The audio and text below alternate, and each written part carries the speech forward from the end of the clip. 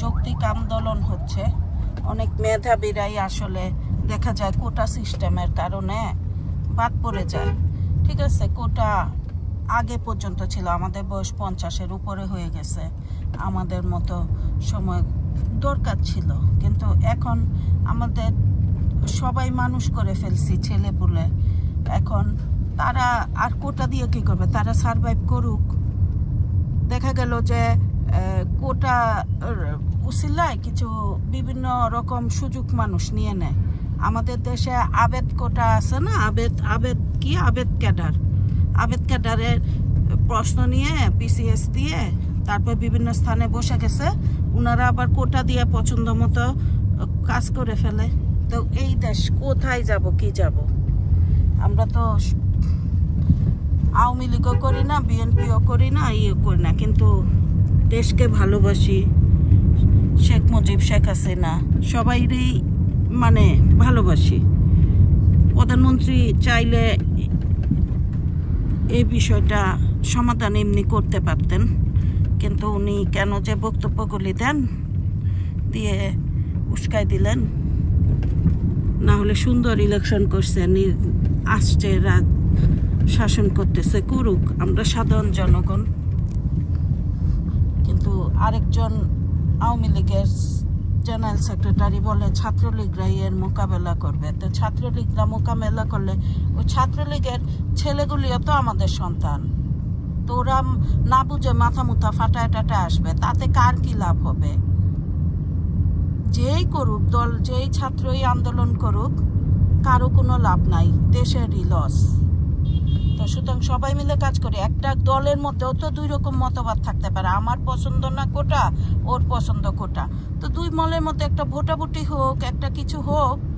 আর যদি নাইলে ঠিক আছে, বেশিরভাগ লোক এই পক্ষে মতামত দিচ্ছে, ঠিক আছে তোমারটাই ঠিক বা তোমারটাই চলুক। এক দলে 2-3 মতবাদ থাকে না, এজন্য মাইরিয়া ফেলাইতে হবে পিটাইয়া।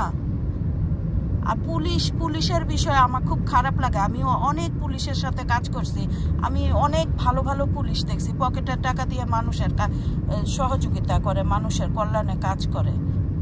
কিন্তু হ্যাঁ, হইতে পারে আবেদ ক্যাডারের পুলিশ আছে, ওনারা অতি উৎসাহী, পিটাপিটি করতেছে, একজনকে গুলি করে মেরে দিতেছে, এই দায় কে নিবে? ছাত্রলীগের পোলাপাইন পুলিশের কাপড় চোপড় পরে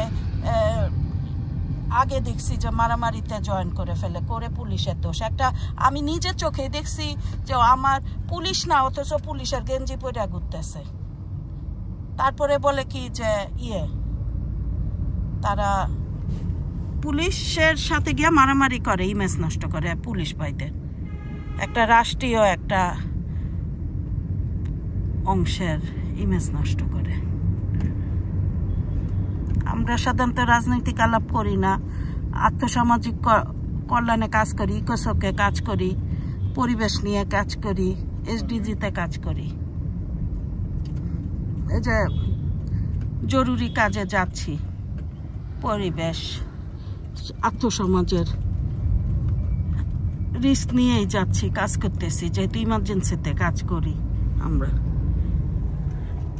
রাস্তায় কোনো কিছু নাই, তাই না?